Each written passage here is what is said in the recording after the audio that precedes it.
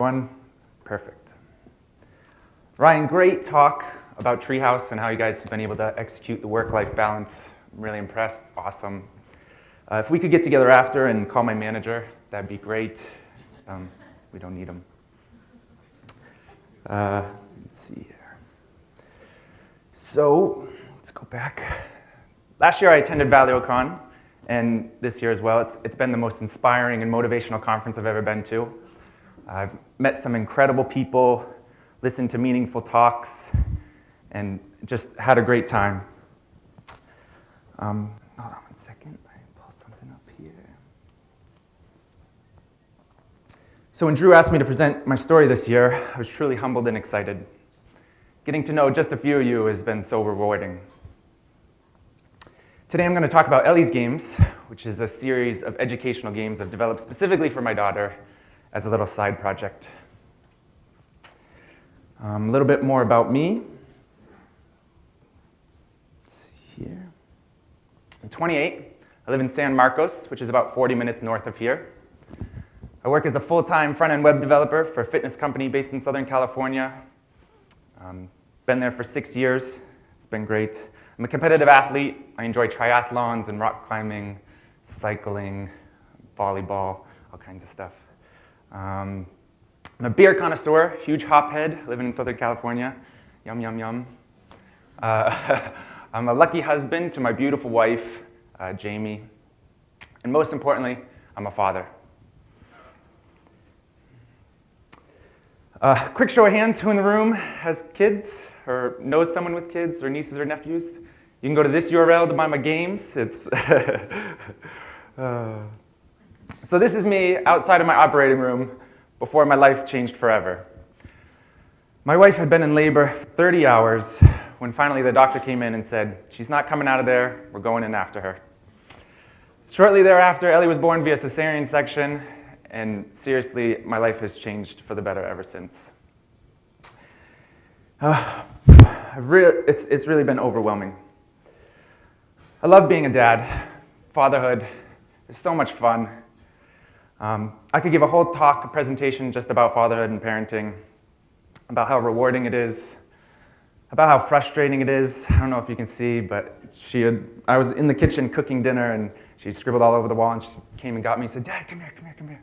So she was real happy about the art she had started. But most importantly, about how awesome it is, how everything is new and exciting. But that talk's for another time. Valio Con's about discovery, creativity, and ingenuity. So to get back to Ellie's Games, a year after Ellie was born, we were visiting my parents, her grandparents, in New Jersey. My mother likes to do the cliche family portrait at like Sears or JCPenney's. So we're in the waiting room and with about 4 other families when this poor little girl next to us started melting down. She was crying, kicking, screaming, yelling. In an attempt to console her, her mom pulls out her phone, loads up Angry Birds, and hands it over to her. Now this baby, she looked at it, she got quiet and tapped the screen a couple times, and then just got frustrated and resumed her meltdown protocol. That's where the idea for Ellie's Games was born. I thought, why hasn't someone created bright, stimulating colors, really simple gameplay focused specifically for infants? This is a perfect medium for engagement and interactivity. Why not? Why not? Oh, let's see. So in the beginning, a few months go by, and I teach myself Objective-C during my downtime. I still have my full-time job, but I'm really interested in iOS and developing apps, or excited about the opportunity. So while Ellie's napping, or when she goes to bed, or any other free time at lunch, whatnot, I start reading and teaching myself. One day we're on the floor playing, and we were rolling a ball back and forth to each other. She's like, I don't know, 14 months, somewhere in there. And I notice as the ball rolls past her, it takes her a second to like catch up with it. Now these are skills you develop early on, and you don't even think about them after that. But watching my daughter, playing with my daughter, I just started noticing these things. And so I thought to myself, I can create a game that's very simple. It's just movement on the screen that she can interact with. And so right then I worked on a game called Color Dots and finally released it to the App Store. It's a very simple app. Like I said, dot bounces around the screen. Once you pop it, 2 more show up. Once you pop those, 3 more show up. There's no high scores or achievements. It's specifically meant to drive engagement for Ellie, to interact with her, to develop her eye-hand coordination and motion tracking. So Color Dots was not an instant success. I wasn't featured by Apple, and I didn't make gobs of money. But that's not really why I made it. I made it to help Ellie develop her cognitive skills with the responsive medium. I still consider Color Dots a huge success. I built my own app. I learned how to code. I got it into the App Store, and the knowledge and experience I gained just from doing that outside of my work was really, really exciting, really rewarding. Built something just for Ellie. It's awesome. Not only that, after I released my first game, I had this wonderful asset library. I already had the foundation, the buttons, the menu, the background, utility classes, and of course the dots. So I just ran with it.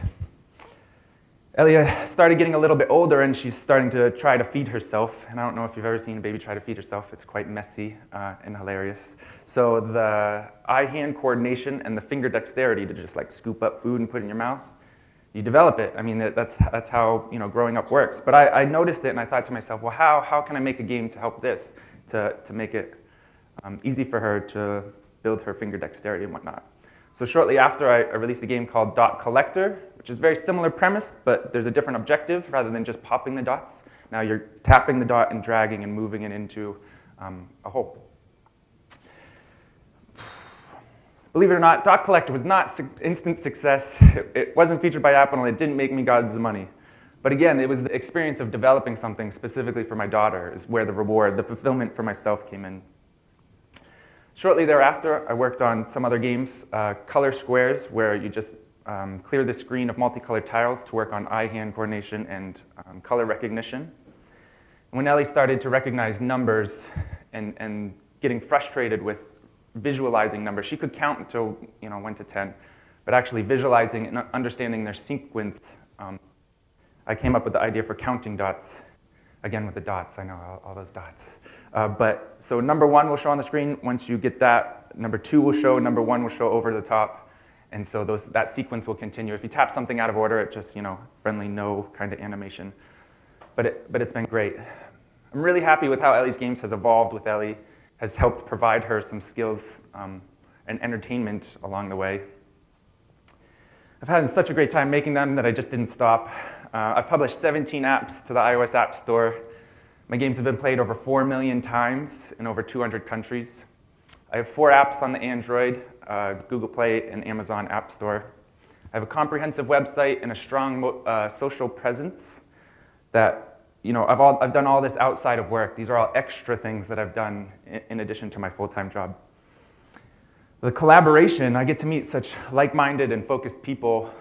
My best friend, Nick, who believes in what Ellie's Games provides, and luckily he's a kick-ass Android developer, has offered to port my games over from iOS to Android.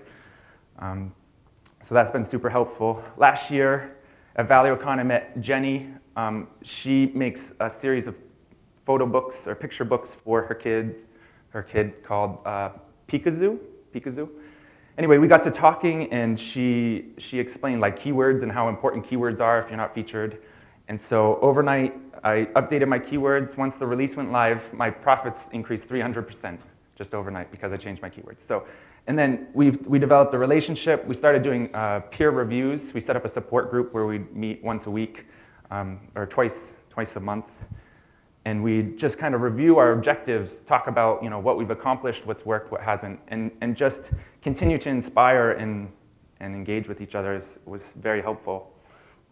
Social, I found someone online who's passionate about my brand, what Ellie's Games stands for, and she's volunteered her time to help me manage the social presence because that is just a whole job in itself. I could spend hours doing it myself. A wonderful photographer, Aldrin Estachio, really close friend. He lives in the area. We've worked on a Pick-a-Book series, which is high-def animals and fruits. And then, of course, the most talented guy I know, Kid Cam with Drew. It's been awesome to work with him. So just surrounding myself with these, passionate people all outside of work is just really, it's helped me drive harder and learn more than I ever would on my own. So some unexpected rewards have been like the experience and the knowledge, as I've said, outside of my job. You get so focused when you're at work learning your specific skill sets that you don't really look outside of the box. And so this project has been really fulfilling in that sense. The exposure has been awesome. Now I understand the intricacies of the App Store and how keywords work and all that.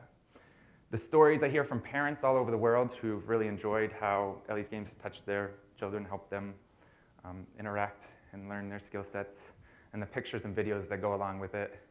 It's just really, really heartwarming. Someone playing my Connect the Dots game, color squares, and another color squares. So the knowledge and the experience and the fun, the joy of actually making something for my daughter is where the success comes in for me. Money will come later. Next steps, I hope to do this full time. I'm really passionate about it. I really do enjoy making the product. So I hope to get it full time. Again, also I'm terrible illustrator and animator, so I hope to meet someone and collaborate with them on that. Most importantly, to just keep building games. So I got to one-up Ryan with his real adorable audio, and I've arranged a special guest to be here. She's over there. If my daughter Ellie has come to support me in my talk, but she's shy. If you want to see her, she's over there. Hey! She's awesome. She's really cool. So thanks for listening to my talk. I'm at MadClouds on Twitter. Yeah. Thanks. Thanks, Eric. Does anybody have any questions? Right here. Here, I'll give you the microphone. Sorry. So I'm just a bit curious. So how do you get the time to work full-time, be a triathlete, be a great father, and just sort of learn Objective-C on the side? That's a great question.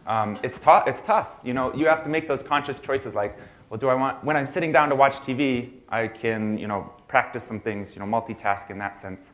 But you have to make the decisions like, well, am I going to go to sleep or am I going to, learn an extra hour? So just finding the time, making the time, and staying focused on it, that's been really helpful. Yeah. Someone else have a question? Awesome. Well, thanks, Eric. Yeah.